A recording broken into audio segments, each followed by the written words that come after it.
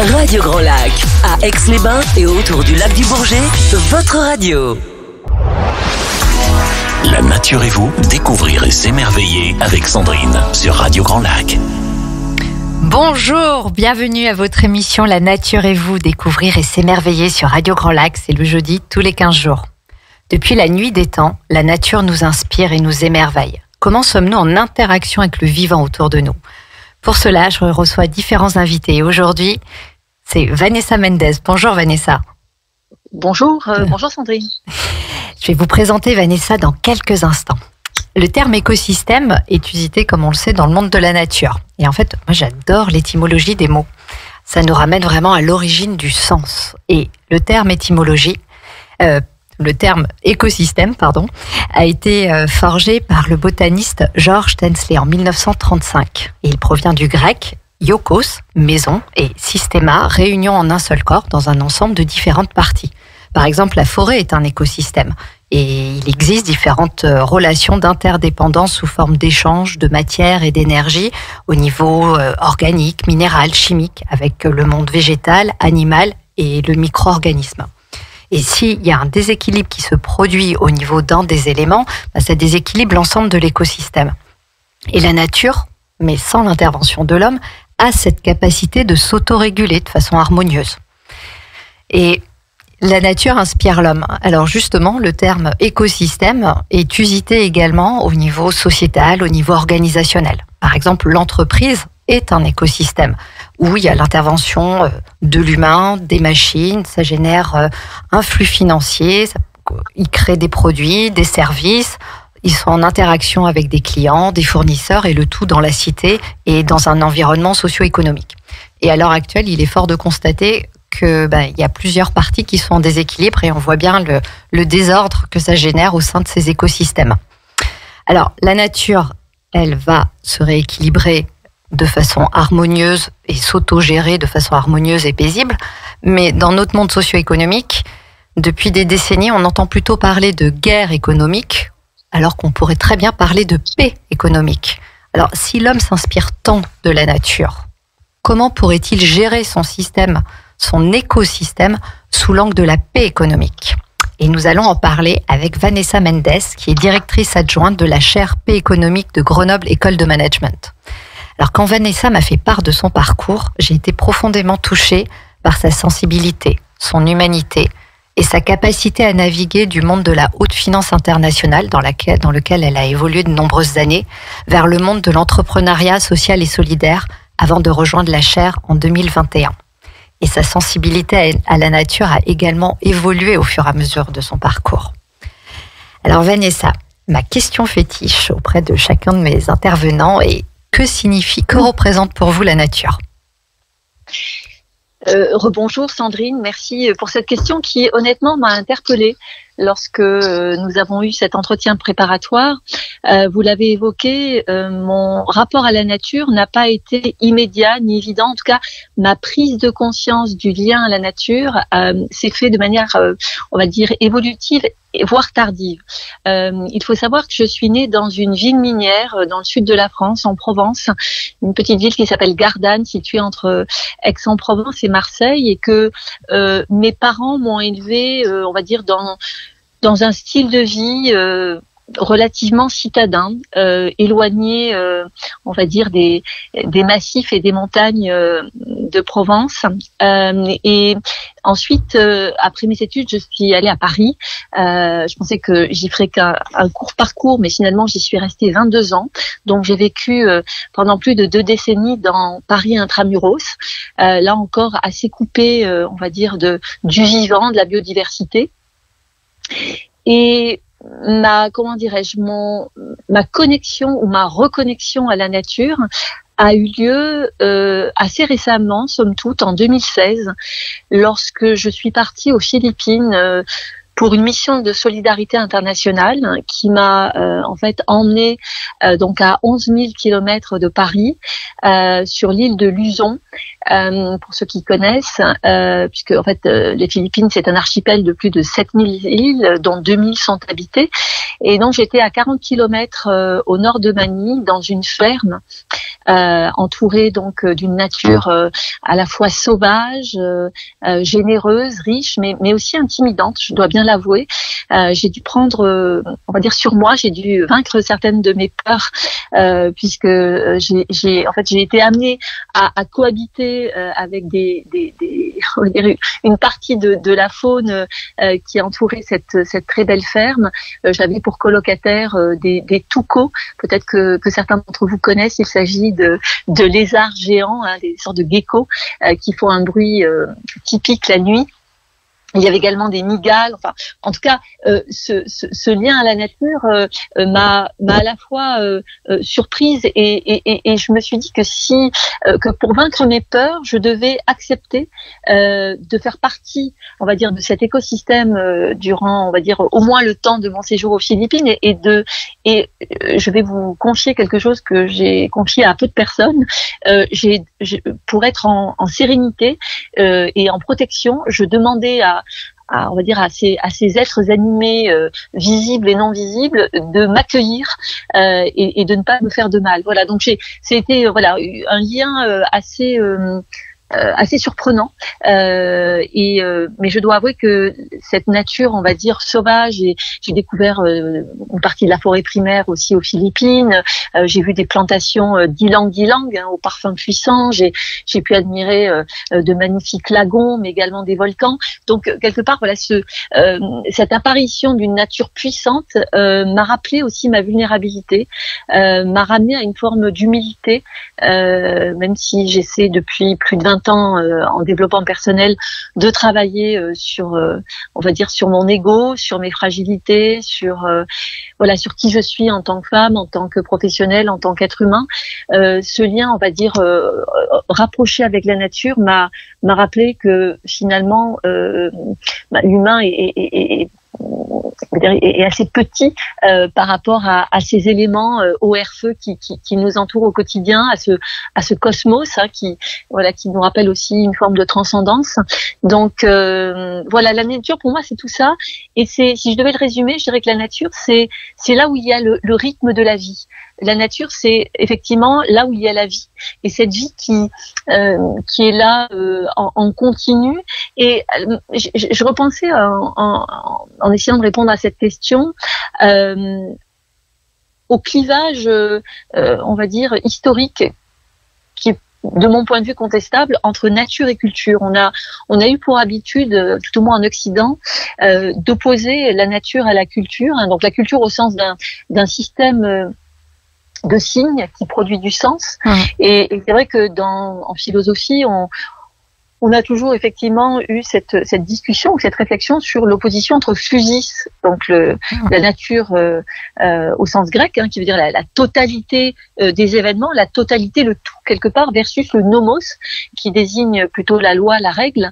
Donc cet éternel débat entre inné et acquis, entre sensible et intelligible, notamment qui est hérité du siècle des Lumières, de Descartes, nous a amené quelque part à opposer l'homme et effectivement sa partie naturelle. Je pense que l'homme a une disposition naturelle à la culture et qu'il a dû transformer la nature pour produire de la culture, mais pour autant l'homme a dû aussi, et doit aujourd'hui prendre conscience que il a considéré la nature certainement de manière prédatrice, et que le progrès auquel nous avons pu accéder au travers notamment du déploiement du modèle d'économie de marché s'est fait au prix de nombreuses dégradations, destructions, dégâts produits sur l'environnement, sur le vivant, sur la planète. Ce qui a amené justement à chosifier la nature. Plutôt, et c'est de là aussi que il y a cet éloignement de la nature. Alors, au niveau justement de votre vocation, puisque petit à petit vous avez été amené, vous avez rencontré la chaire P économique. Donc, quelle est la vocation de la chaire P économique de Grenoble? Alors, peut-être rappeler déjà peut-être la genèse de cette chaire en quelques mots. Cette chaire est née en 2012 sous l'impulsion de son actuel titulaire Dominique Steller, qui dans les années 2010 rencontre un chef d'entreprise de la région iséroise qui s'appelle Antoine Raymond. Antoine Raymond découvre un article de Dominique, qui est enseignant-chercheur, qui travaille sur la question du stress au travail, sur la question du stress et de la performance. Et donc Dominique a écrit un article sur l'éloge du bien-être au travail, thème qui était quand même peu visible et peu dans les radars des organisations dans les années effectivement 2010. Et Antoine Raymond va à la rencontre de Dominique et lui dit: je partage votre vision et je suis convaincu que si l'on continue à faire des affaires telles qu'on les fait, on va se détruire les uns les autres. La guerre économique n'est pas tenable dans le temps, mais lorsque je partage cette vision avec mes collaborateurs, avec mes fournisseurs, avec mes clients, donc avec mes parties prenantes, je vois bien quelques sourires narquois se dessiner sur les visages, et donc on ne me prend pas au sérieux. Aidez-moi à légitimer, à crédibiliser ma démarche. Et c'est ainsi que la chaire P économique est née au sein d'une école de commerce. Donc, vous pouvez aussi imaginer le défi que cela a pu représenter, de créer, on va dire, un lieu, un espace de réflexion et de recherche sur, on va dire, un modèle économique, sur des pratiques alternatives par rapport au modèle dominant.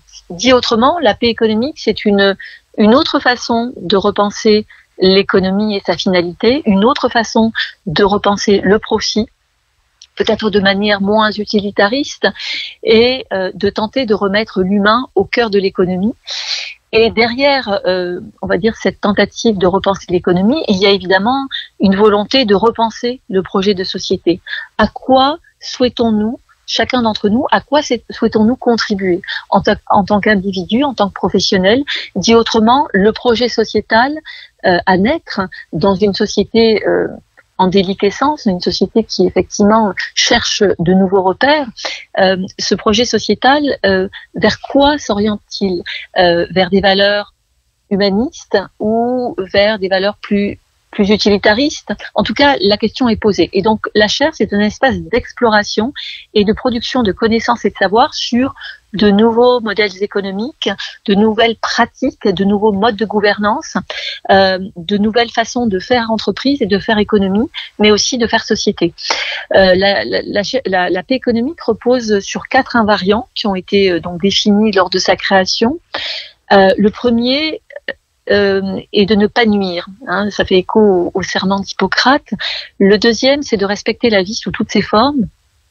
Le troisième, c'est le respect de la vie humaine et la contribution de chacun à la réduction des inégalités et de la pauvreté. Et enfin, dans une vision de paix économique, on considère que l'entreprise ou l'organisation, en tout cas toute organisation qui génère une activité économique, doit contribuer au bien commun, s'inscrire pleinement dans la cité et participer à la cohésion sociale de son territoire.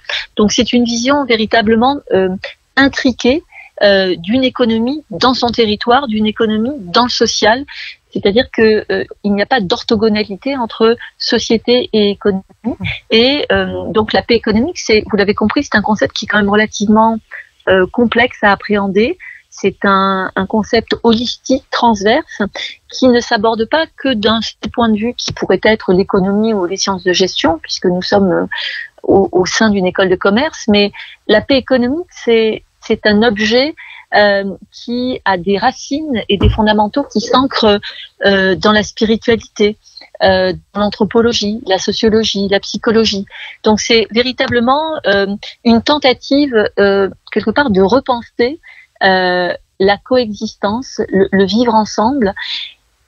Et nous partons de l'économie parce que l'économie est un phénomène social total, tel qu'on le décrit en sociologie. Et l'économie, effectivement, impacte tous les domaines de nos vies, y compris les domaines considérés comme régaliens, que ce soit la justice, la défense, ou alors dans d'autres domaines que sont la santé, l'éducation. On voit bien que l'économie, on va dire, à pénétrer ces domaines et que on aboutit aussi à des logiques on va dire, il y a des dilemmes de rentabilité versus on va dire intérêt porté sur l'humain. Donc l'idée, c'est d'essayer de repenser la manière de créer de la valeur et de partager de la valeur. Donc c'est aussi une réflexion sur le rapport au pouvoir, le rapport à l'argent et le rapport à la transmission. Très bien, je vous remercie Vanessa de cette présentation et je vous propose de poursuivre après notre pause musicale. À tout de suite. Sur les bords du lac du Bourget, la radio autrement. Radio Grand Lac.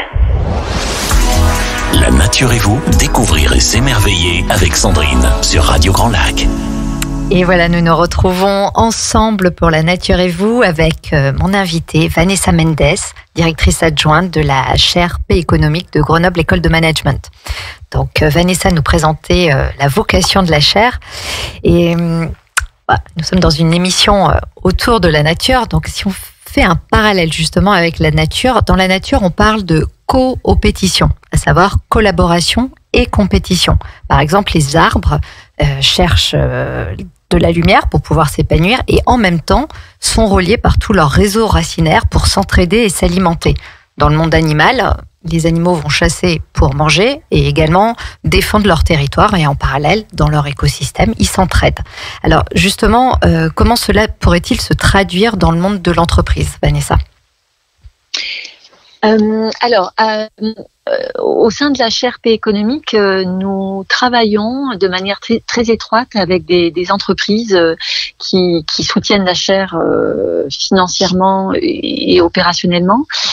Ces entreprises qui sont de toute taille, de tout secteur d'activité, on travaille aussi bien avec des TPE, des PME, des ETI que des groupes cotés, nous partagent leurs enjeux, leurs problématiques en lien avec les transformations auxquelles elles sont confrontées.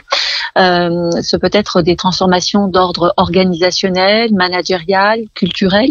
En tout cas, ces entreprises ont à cœur de mettre en œuvre des transformations en profondeur, de manière systémique, pour améliorer quelque part leur empreinte sur la société, sur l'environnement, auprès de leurs parties prenantes. Et on va dire que la plupart, si ce n'est la totalité, ont bien compris que générer du profit au seul service des actionnaires n'était plus, on va dire, satisfaisant, que ce modèle était un modèle du passé.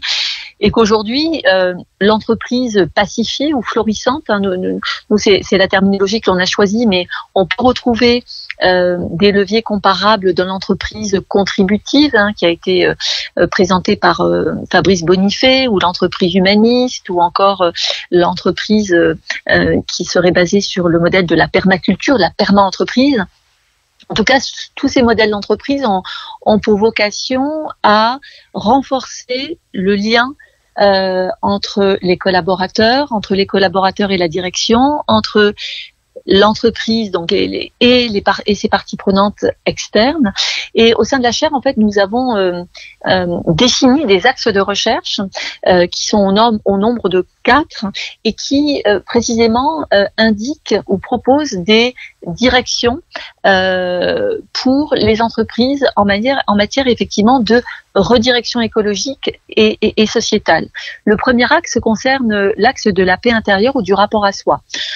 Si un dirigeant n'a pas réfléchi à qui il était en tant qu'être humain, en tant que leader, en tant que responsable de collectif, il y a peu de chances qu'il puisse porter les transformations qui s'imposent à son organisation. Donc, au sein de la chaire, on est convaincu qu'un travail réflexif sur soi, un travail presque donc méditatif. Nous, on utilise l'outil de la pleine conscience, mais il y a d'autres leviers à disposition, peut permettre effectivement une prise de conscience sur la contribution de chacun dans le monde et évidemment, a fortiori, pour des dirigeants d'entreprise, il est clé d'avoir une vision claire et lucide du chemin à emprunter et des transformations apportées au nom de leur collectif.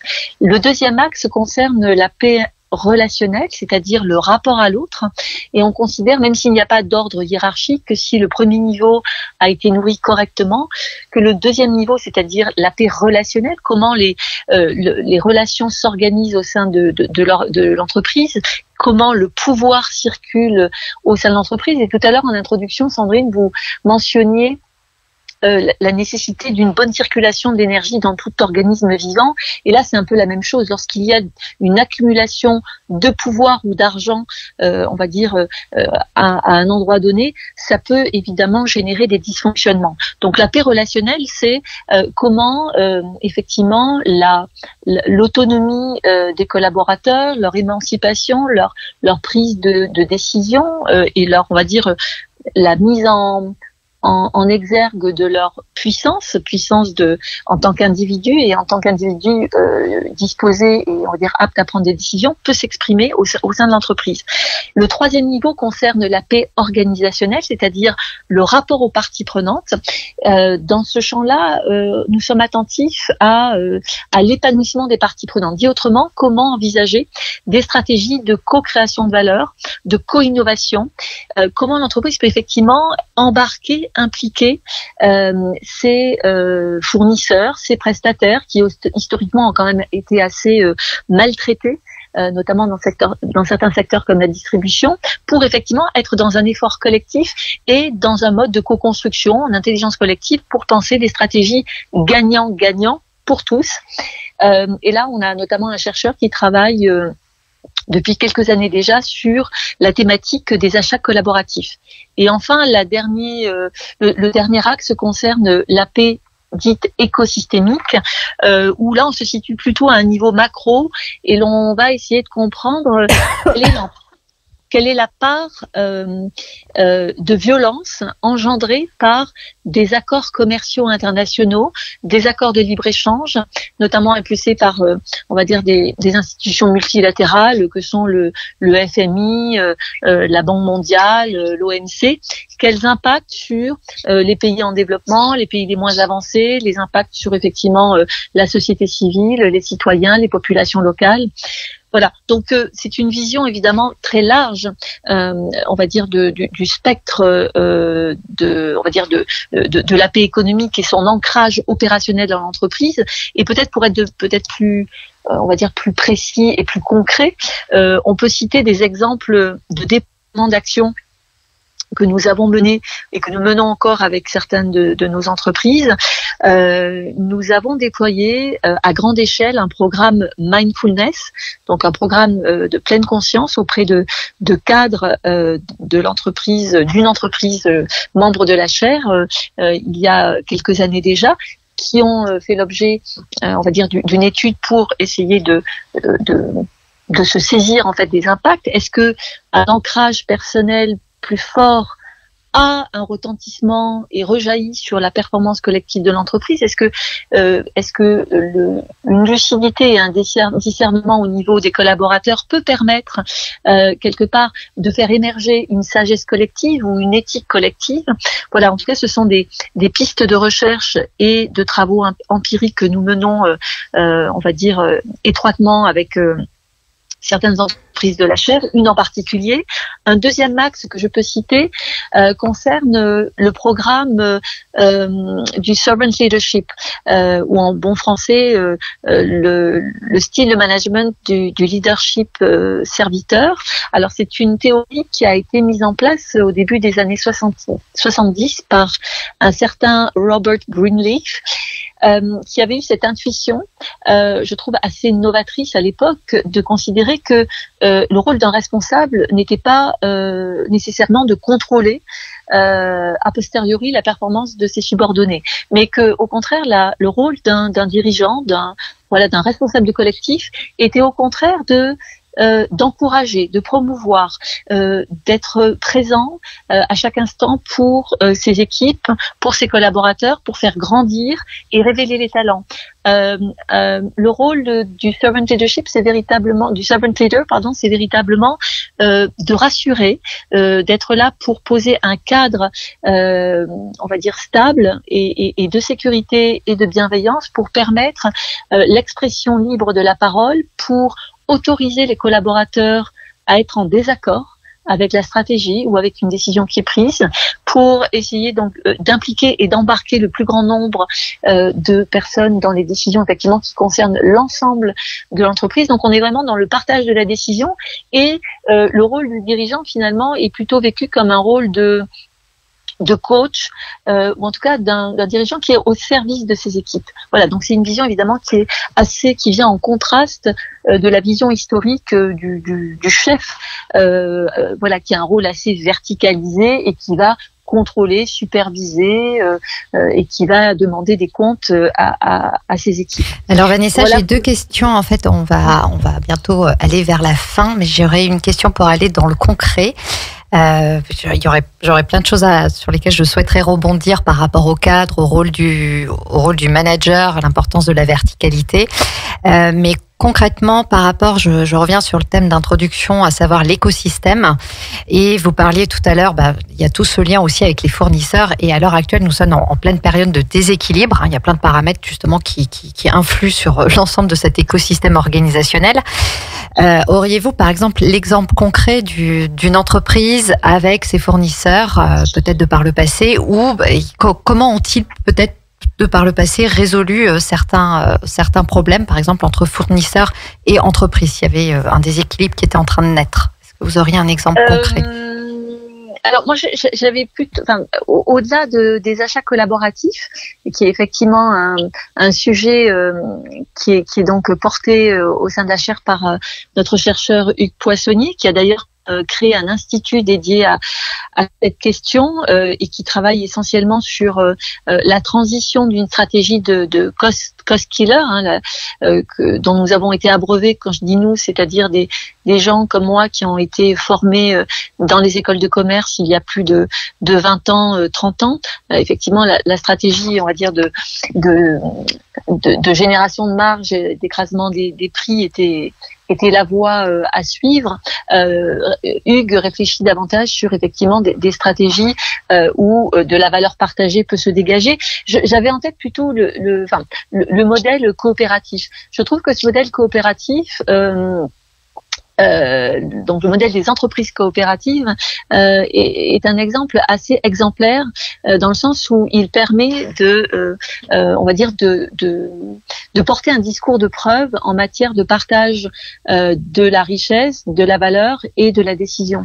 On peut voir dans ces entreprises notamment, il y a une entreprise qui est basée non loin à Saint-Martin-d'Air, une entreprise dans les services numériques qui a été lauréate des trophées de la paix économique en 2019, qui incarne une forme d'entreprise où la dynamique collective est portée à tout niveau. Les collaborateurs sont pour certains sociétaires de l'entreprise, donc effectivement, détiennent des parts de l'entreprise, ont le droit de s'exprimer et de prendre part dans les décisions stratégiques de l'entreprise. Il y a également on va dire, un encouragement à mettre en place des mécanismes d'autorégulation au travers de commissions et de groupes de travail thématiques sur des chantiers à la fois opérationnels mais également fonctionnels et transversals de l'entreprise, pour effectivement essayer on va dire, de trouver justement des lieux, des espaces d'apaisement naturel dans l'entreprise, puisque vous parliez de la nature qui sait naturellement s'autoréguler, et je trouve qu'effectivement le modèle coopératif est encore trop peu regardé par les entreprises, on va dire mainstream, qui ont tendance à voir, on va dire, les coopératives comme un modèle de niche ou un mouvement très segmenté. Or, je tends à penser qu'il y aurait on va dire des bonnes pratiques dont les grandes entreprises pourraient s'inspirer, enfin les grandes entreprises, les entreprises qui ne sont pas dans le modèle coopératif, dont elles pourraient effectivement s'inspirer. Et est-ce que vous avez du recul, parce que là depuis des années, certaines choses ont été mises en place. Ce qui est intéressant de voir en termes d'organisation, quelle est, avec le recul, avec plusieurs années de pratique de mise en place de cette stratégie, mais c'est pas le bon terme, de cette façon d'opérer au sein de l'entreprise, avec le recul, qu'est-ce que vous avez pu observer? Alors, ça va être en quelques mots, parce qu'il nous reste très peu de temps. Il y a encore juste une petite chose que je souhaiterais aborder avant la fin. Dans un contexte, on va dire quand même assez sombre et morose, j'ai de l'espoir. Quand j'écoute parler les dirigeants, on va dire qui soutiennent la paix économique et qui se sentent ambassadeurs de la paix économique. Alors, je parle de paix économique, mais ça peut être également des dirigeants qui sont embarqués dans le mouvement, dans la Convention des entreprises pour le climat, qui militent pour des modèles économiques dits régénératifs, qui effectivement sont, on va dire, lucides sur l'état du monde et qui sont, on va dire, pris d'un élan à la fois du cœur et de l'esprit pour transformer les choses. Donc il y a des transformations silencieuses, comme dirait François Julien, mais qui sont perceptibles, qui sont visibles, car on observe autour de nous des entreprises qui se transforment en laboratoires d'innovation à ciel ouvert, et il y a de plus en plus d'entreprises qui pensent à la transmission de l'entreprise à leurs salariés, qui réfléchissent à la mise en place d'une comptabilité extra-financière double matérialité pour intégrer justement les intangibles, ce qui historiquement n'était pas compté.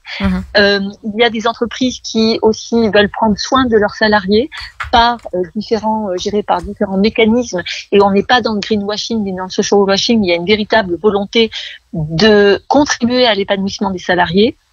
Donc je dirais que ces progrès qui sont peut-être pas encore visibles dans l'ensemble des entreprises sont quand même concrets, tangibles, perceptibles, et j'ai bon espoir que d'autres chefs d'entreprise prendront le relais et seront convaincus de la démarche, même si notre objectif n'est pas de convaincre, mais de convertir le regard. Très bien, merci beaucoup Vanessa. Et alors justement, vous parliez tout à l'heure de la journée de la chaire de paix économique, et la prochaine journée sera le 6 décembre. Pour ma part, j'aurai le plaisir aussi également d'intervenir au musée, puisqu'au musée de Grenoble, il y a une exposition La Nature. Donc ce sera la nature et l'organisation. Et donc cette journée de la chaire de paix économique, le 6 décembre, en 2-3 mots, pourriez-vous nous la présenter, Vanessa? Oui, tout à fait. Il s'agit de notre événement annuel. Depuis 2019, la chaire paix économique organise un événement annuel, mais cette année, cet événement aura une saveur toute particulière, puisque la chaire célèbre son 10e anniversaire.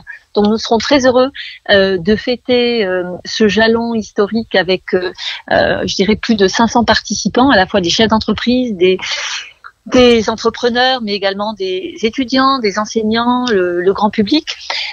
Donc vous tous seront conviés à participer à des ateliers thématiques en lien évidemment avec la paix économique dans les murs de l'école en matinée, et l'après-midi.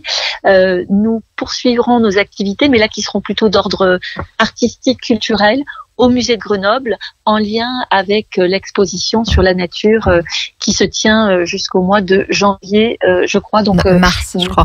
Au mois de mars, d'accord. Ouais, mars. Une exposition sur l'arte povera, qui est vraiment en résonance évidemment avec la paix économique, qui, je le rappelle, encourage la reconnexion à soi et donc la reconnexion à la nature, pour être dans, on va dire, une meilleure posture, pour être en relation avec le monde et avec autrui. Oui, puisque nous sommes la nature. Voilà, et bien Vanessa, merci beaucoup pour c'était fort intéressant et riche. Et donc au plaisir de vous retrouver d'ailleurs le 6 décembre. Et nous nous retrouvons dans 15 jours. À très bientôt. Au revoir Vanessa, au revoir chers auditeurs.